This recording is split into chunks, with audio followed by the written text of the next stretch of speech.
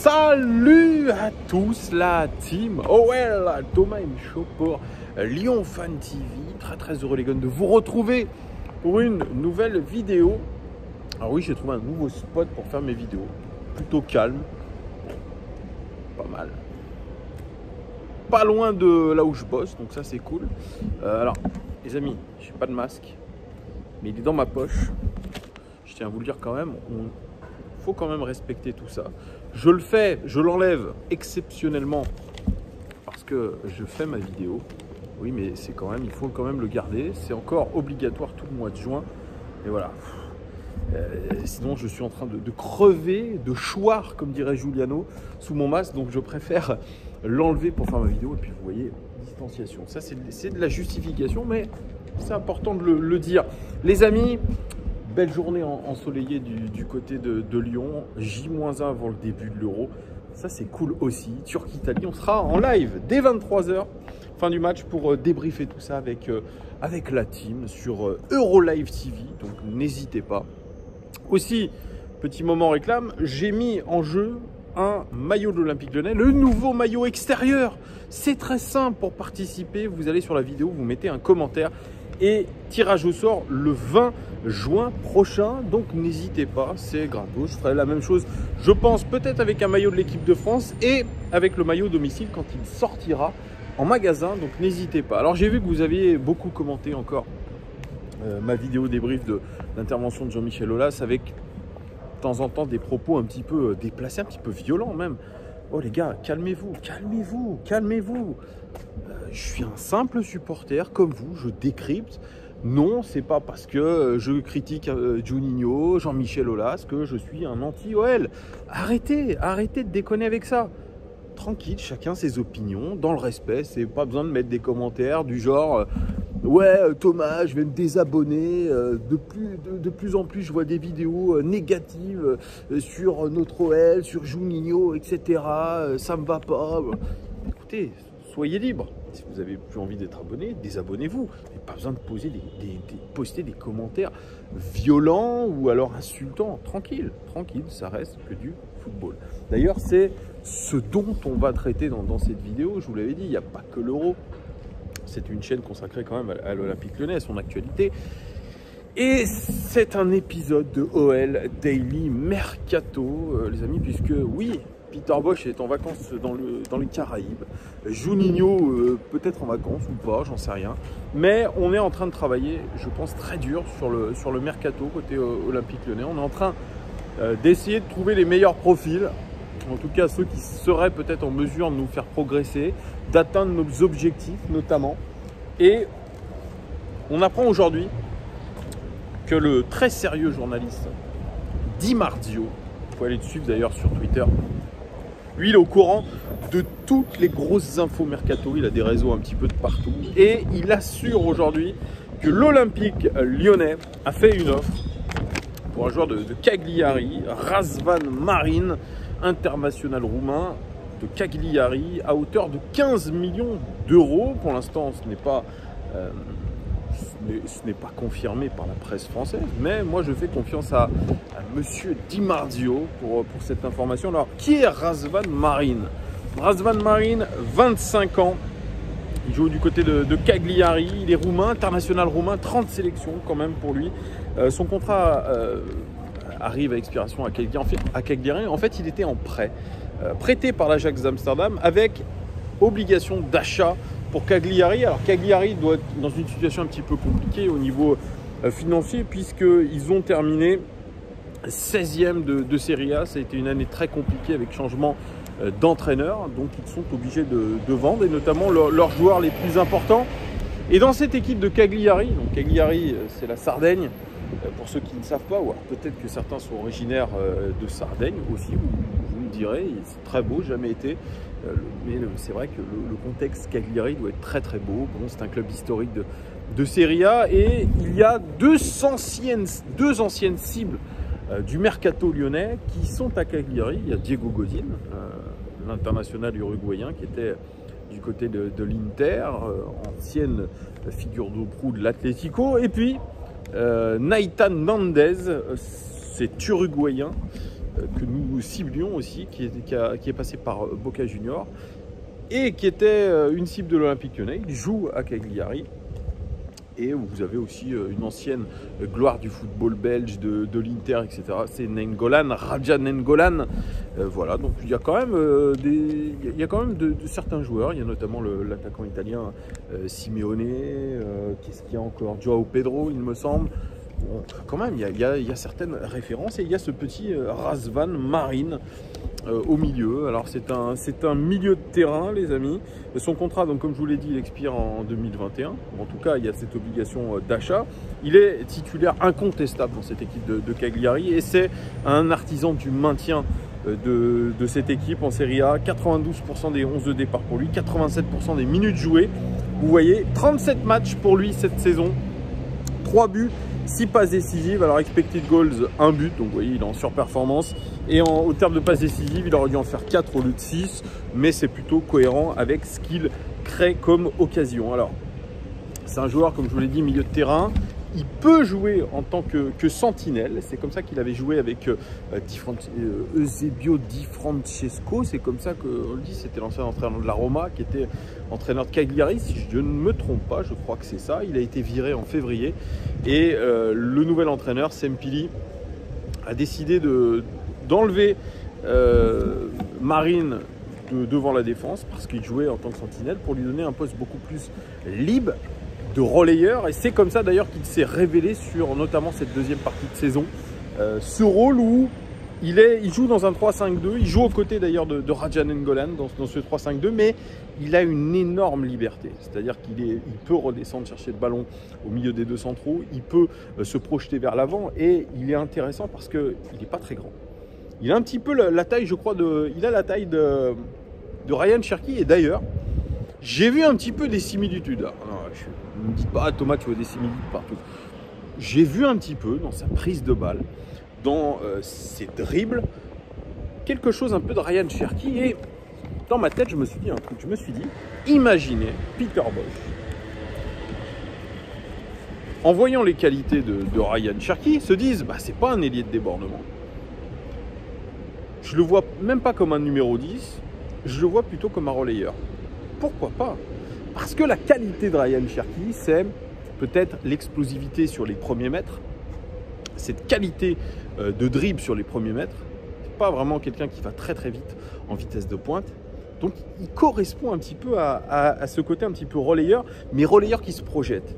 Et il a une bonne qualité de passe, surtout Ryan Cherki, peut-être meilleure qualité de passe que meilleur finisseur. Donc ce serait peut-être intéressant. Et donc quand j'ai vu ce Razvan Marin, je me suis dit, putain, il y a un peu de Ryan Cherki dans ses dribbles. Il va très vite dans sa vitesse de dribble. C'est pas quelqu'un qui est très rapide, je pense, en vitesse de pointe, mais c'est quelqu'un qui est capable sur les premiers mètres de s'ouvrir l'espace devant lui, d'attaquer l'espace aussi.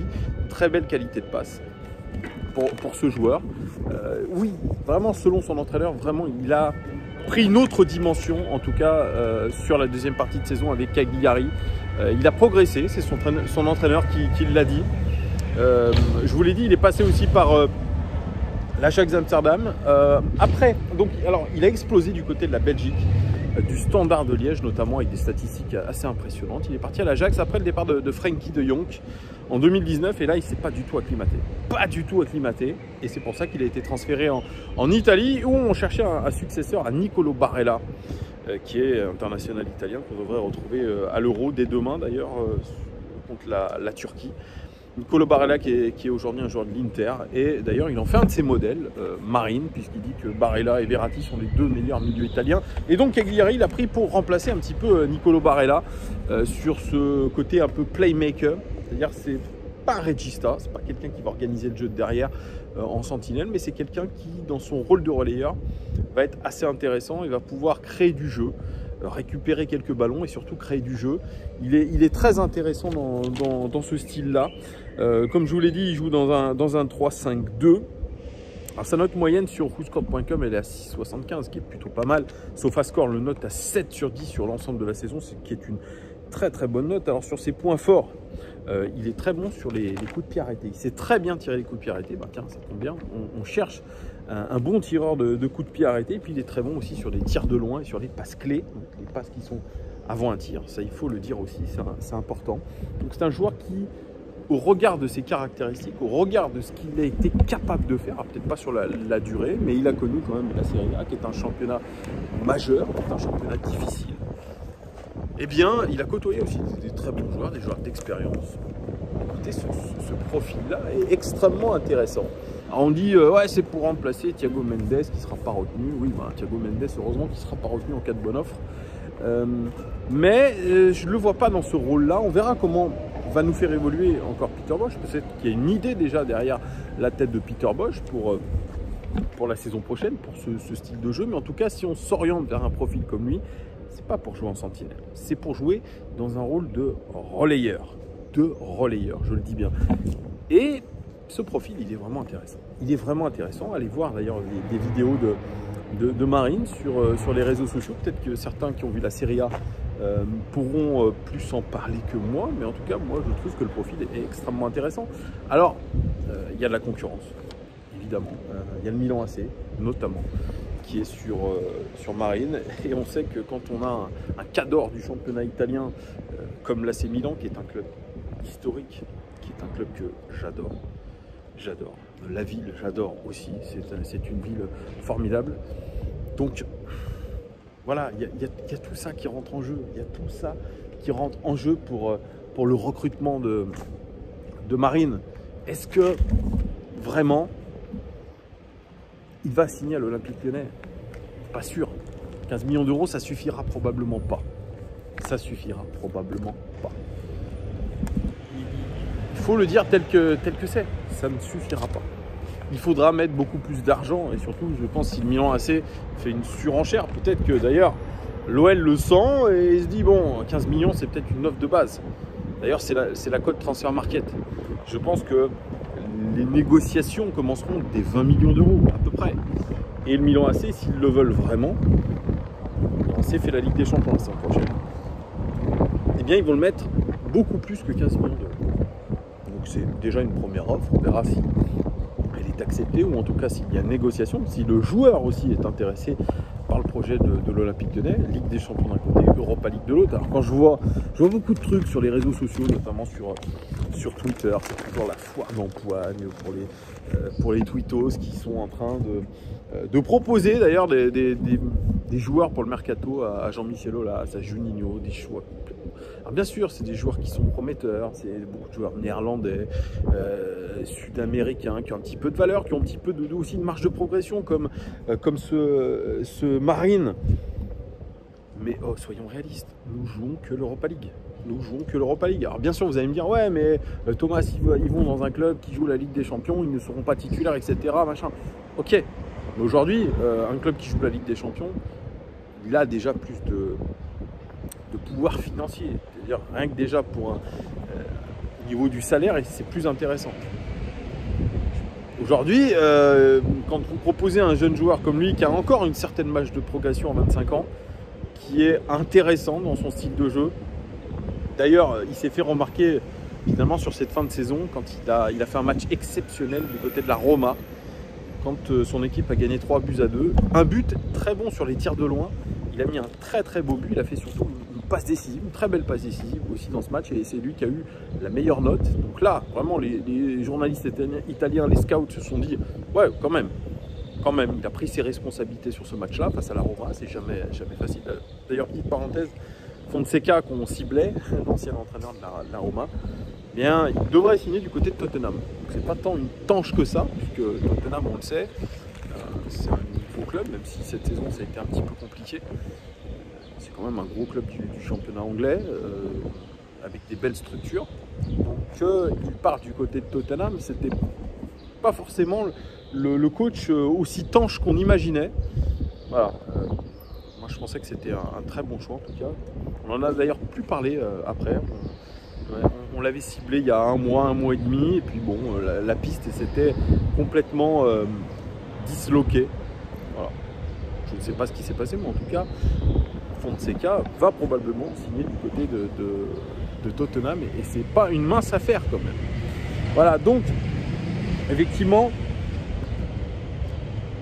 la concurrence aujourd'hui pour ce style de joueur, 25 ans, international d'un pays modeste en termes de football qui est la Roumanie.